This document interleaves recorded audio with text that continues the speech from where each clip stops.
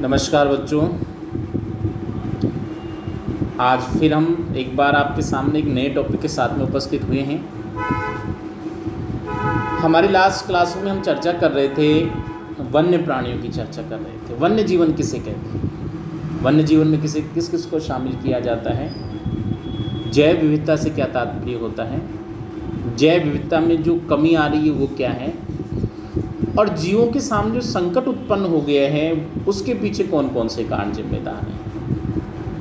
वो पूरी की पूरी जो प्रक्रिया थी उसका हमने हमारे लास्ट वीडियो में चर्चा के माध्यम से आपको बताया।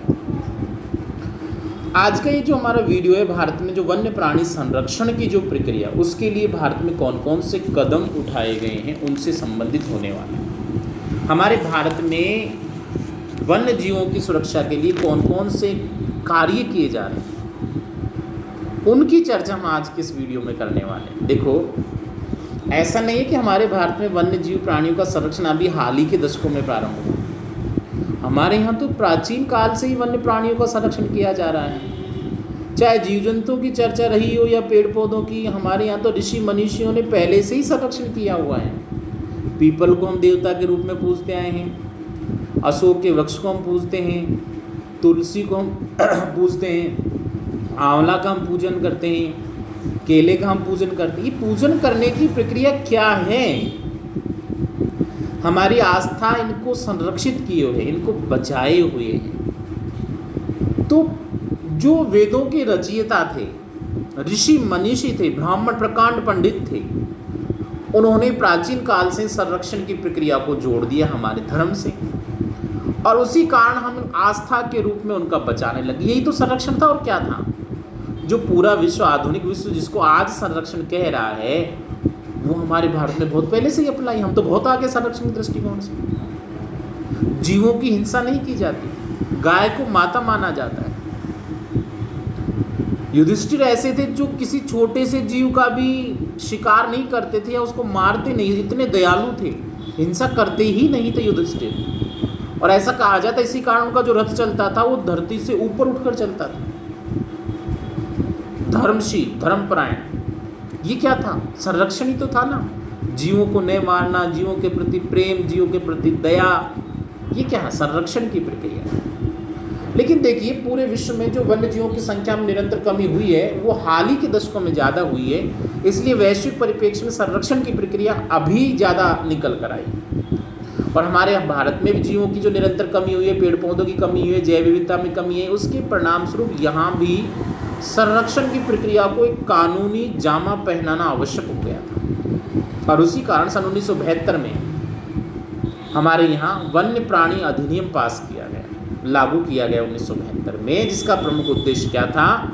जंगलों में जो जीव जंतु पशु पक्षी रहते हैं उनकी सुरक्षा करना, और सुरक्षा के लिए कानूनी रूप से नियम लागू करने की प्रक्रिया था। और ये जो नियम लागू किया गया, वन्य प्राणी अधिनियम जो लागू किया गया, इसके दो मुख्य उद्देश्य भी निर्धारित किए गए। पहला, इस अधिनियम के तहत जिनको जो अनुसूची में सूचीबद्ध किए गए हैं ऐसे जीवों की प्रजातियों को सुरक्षित करना, यानी ऐसे जीव जो संकटग्रस्त हैं और जिनको इस अधिनियम की सूची के तहत अभिलेखित किया गया है, उनकी पूरी तरह से सुरक्षा की व्यवस्था करना। और उनको सुरक्षा प्रदान करने के लिए क्या किया गया? बहुत सारे राष्ट्रीय पार्कों की स्थापना की गई, पशु विहारों की स्थापना की गई, और पूरी तरह उनकी प्रजातियों को बचाने के प्रयास किए गए। सन 1991 में इस अधिनियम को पुनः संशोधित कर दिया गया, और ये भी प्रावधान किया गया कि यदि वन्य प्राणी से संबंधित कोई भी व्यक्ति वन्य जीवों की हिंसा करता है, शिकार करता है, तो कठोर सजा भी दी जाएगी। और इसमें जीवों के साथ साथ में पौधों की प्रजातियों को बचाने पर भी बल दिया गया। ये पूरी प्रक्रिया जो रही, ये भारत में वन्य प्राणी संरक्षण के अधीन रखी गई। और हमारे भारत में क्या किए गए? नेशनल पार्क स्थापित किए गए और वन्य प्राणी अभ्यारण्य स्थापित किए। नेशनल पार्क राष्ट्रीय पार्कों के रूप में आए और वन्य प्राणी अभ्यारण्यों की स्थापना की गई, और इन स्थापना के माध्यम से जीवों को और पेड़ पौधों को सुरक्षित करने के प्रयास किए गए कि कैसे हम इनको ज़्यादा से ज़्यादा मात्रा में बचा सकते हैं।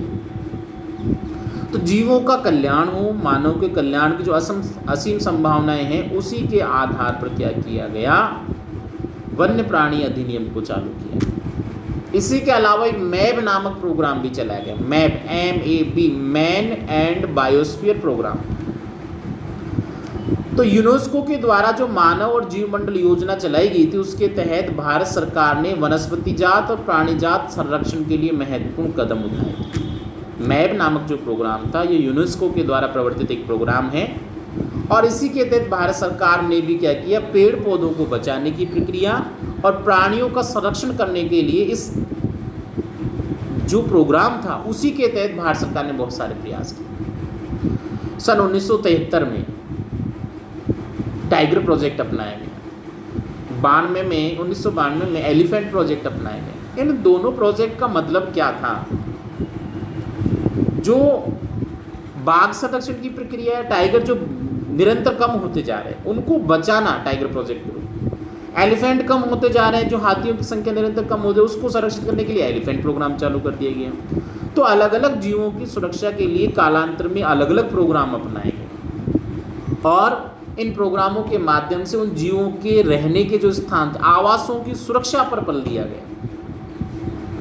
भारत में बाघों की जो जनसंख्या थी, या बाघों की संख्या जो निरंतर कम होती जा रही थी, उसी को ध्यान में रखते हुए भारत में क्या किया गया, वैज्ञानिक तरीकों के माध्यम से बाघों के लिए एक ऐसा वातावरण पैदा किया गया कि उन्हें किसी प्रकार का कोई व्यवधान उत्पन्न नहीं हो, और उनकी जो दैनिक क्रियाएं हैं वो बिना अवरोध के संपन्न हो, ताकि उनकी संख्या में बढ़ोतरी हो, कमी नहीं आए। तो भारत में पहले शुरू में हम कहें कि शुरू में 9 बाघ जो निश्चय थे उनकी स्थापना की गई, और बाद में लगभग 44 करोड़ बाघ क्षेत्रों की स्थापना कर दी गई, और आज स्थिति बहुत अधिक आगे की ओर हो चुकी है। आज हमारा भारत बाघ संरक्षण के लिए एक महत्वपूर्ण देश के रूप में जाना जाता है, और एशियाई सिंहों का जो सबसे बड़ा स्थान है गिर नेशनल पार्क गुजरात में, हमारे भारत में ही पाया जाता है। एशियाई से टाइगर प्रोजेक्ट चालू किए गए, और उसमें बंगाल टाइगर का नाम आपने सुना होगा, बंगाल टाइगर सुंदरवन क्षेत्र है। तो ऐसे बहुत से वन्य जीव अभ्यारण्यों की स्थापना की गई, और साथ साथ में जो बाघ परियोजनाएं चालू की गई, पक्षी विहारों का निर्माण किया गया। ये सारी की सारी जो चीज़ें थीं, इन प्रोजेक्ट के पीछे एक ही मात्र उद्देश्य था, जीवों की किसी न किसी माध्यम से सुरक्षा की जाए। तो पारिस्थितिकी तंत्र के विभिन्न जो पोषण स्तर थे, उनकी स्थिति को भी संतुलित बनाया जाए। आज पारिस्थितिकी तंत्र में मानव के द्वारा जो व्यवधान उत्पन्न किया गया है, उसके कारण पारिस्थितिकी तंत्र असंतुलित हो गया है, और इसकी ऐसी असंतुलित स्थिति के कारण जो ऊर्जा स्तर है, भोजन की कड़ी है, खाद्य श्रृंखला, खाद्य जाल असंतुलित सी हो गई। तो वन्य प्राणी संरक्षण के माध्यम से पारिस्थितिक तंत्र के विभिन्न पोषण स्तरों को, और इसमें जो भोजन की जो कड़ियाँ पाई जाती हैं, उनको भी संतुलित बनाए रखने का प्रयास किया गया। इसी के साथ साथ भारत में मगरमच्छ प्रजनन परियोजना चालू की गई, हंगुल परियोजना चालू की गई, हिमालय क्षेत्र में जो कस्तूरी मृग मिलते हैं, हिरण मिलते हैं, उनके लिए भी परियोजनाएं चलाई जा रही। तो हम ऐसा कह सकते हैं कि हमारे भारत में चाहे हिरण हो, चाहे शेर हो, या फिर चीता हो, या फिर बाघ हो, या फिर हाथी हो, या फिर अन्य जीव जंतु हो, या फिर बहुत सारे पेड़ पौधे हों, इनके लिए किसी न किसी प्रकार से कोई न कोई परियोजना अवश्य चल रही है, ताकि इनकी सुरक्षा की जा सके। और जो संकट के दौर से गुजर रही हैं प्रजातियां, चाहे जीवों की हों या पेड़ पौधों की हों, उनकी प्रजातियों को या ऐसे जीवों को बचाने के लिए पूरी तरह सुरक्षा प्रदान की गई, और इसीलिए राष्ट्रीय अभ्यारण्यों की स्थापना हुई। नेशनल पार्क के रूप में जो हमें देखने को मिलते हैं, वन्य जीव अभ्यारण्य बने, पक्षी अभ्यारण्य बने, बाघ परियोजनाएं सामने आई, मगरमच्छ परियोजना सामने आई, हंगुल परियोजना सामने आई, कस्तूरी मृग परियोजना सामने आई, एलिफेंट पर, ये सारी की सारी परियोजनाएं क्या हैं? इन जीवों को सुरक्षित करने की प्रक्रिया है। सुरक्षा प्रदान करना, इनकी संख्या में निरंतर वृद्धि के प्रयास करना, इनके आवास क्षेत्र को मानवीय हस्तक्षेप से दूर करने की प्रक्रिया, ये सारी की सारी जो प्रक्रिया हैं, यही वन्य जीव प्राणी संरक्षण अधिनियम के मुख्य उद्देश्य हैं, ताकि इनको बचाया जा सके और संख्या में जो गिरावट आ रही है उसको कम किया जा सके और संख्या को बढ़ाने पर बल दिया गया।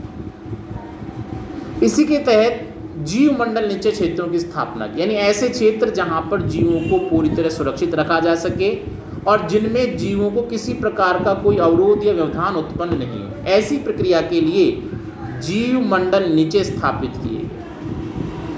अब ये जीव मंडल निचय होते क्या हैं? तो देखिए, जीव मंडल निचय एक विशेष प्रकार के भौतिक और तटीय पारिस्थितिकी तंत्र होते हैं जिनको यूनेस्को के द्वारा मानव और जीव मंडल प्रोग्राम के अंतर्गत मान्यता प्राप्त होती है। ऐसे भौमिकी और तटीय पारिस्थितिकी तंत्र जो यूनेस्को के द्वारा मान्यता प्राप्त हैं और साथ साथ में जीवों की सुरक्षा के लिए स्थापित किए गए, इनको जीव मंडल निचय कहा जाता है, बायोस्फीयर रिजर्व एरिया के नाम से जाना जाता है।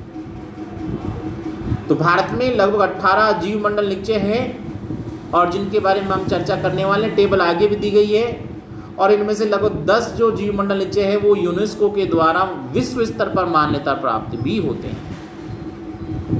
जीव मंडल निचय होता क्या है? जीवों को संरक्षण प्रदान करने वाला क्षेत्र, जीवों के विकास वाला क्षेत्र, जीवों में जो कमी आ रही है उसकी संख्या को बढ़ाने के लिए स्थापित क्षेत्र, जीवों के प्रजनन की प्रक्रियाओं को गति प्रदान करने वाला क्षेत्र, मानवीय व्यवधान को रोकने वाला क्षेत्र क्या कहलाता है? जीव मंडल निचय के रूप में जाना, बायोस्फीयर रिजर्व एरिया के रूप में जाना जाता है। ये बायोस्फीयर रिजर्व एरिया एक ऐसा क्षेत्र होता है जहाँ जीवों को सुरक्षा तो प्रदान होती है, साथ ही उनको जैसा वातावरण चाहिए उसी वातावरण के अनुरूप सुविधाएं प्रदान करने की कोशिश की जाती है ताकि उनके जीवन यापन और प्रजनन संबंधी जो प्रक्रियाएं होती हैं उनमें किसी प्रकार का व्यवधान होता है। तो ये जीव मंडल निचय होते हैं।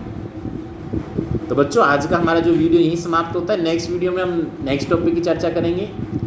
तब तक आप घर पे रहिए, सुरक्षित रहिए और साथ साथ में पढ़ते रहिए। ये आपके लिए बहुत ज़्यादा ज़रूरी है। घर पे रहते हुए, सुरक्षित रहते हुए पढ़ना बहुत ज़रूरी है। क्यों? क्योंकि एक विद्यार्थी के लिए विद्या का अर्जन करना ही सबसे बड़ा उद्देश्य होता है और विद्या अर्जित करने के दौरान उसकी कुछ विशेषताएं भी होती हैं। एक विद्यार्थी की जो चेष्टा होती है वो कौवे के समान होनी चाहिए। काक चेष्टा बको ध्यानम स्वान निंदा अल्पहारी ग्रस्त त्यागी। ये विद्यार्थी के कुछ लक्षण बताए गए हैं। इन लक्षणों को आप धारण कीजिए। आपकी चेष्टा कौवे के समान होनी चाहिए।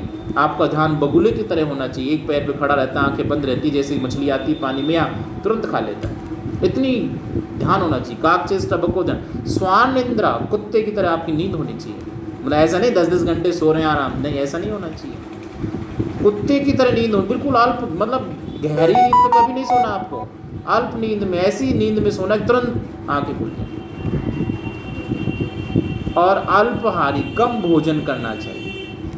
जितना कम भोजन करोगे उतना कम आलस्य आएगा, जितना कम आलस्य आएगा उतना आप ज़्यादा पढ़ने की कोशिश करोगे। और साथ साथ में अपनी पढ़ाई पर ध्यान देना चाहिए, ठीक है ना। ब्रह्मचर्य व्रत का पालन करना चाहिए और कम खर्चीला होना चाहिए। ये सारे ऐसे लक्षण जो विद्यार्थी को अपनाने चाहिए।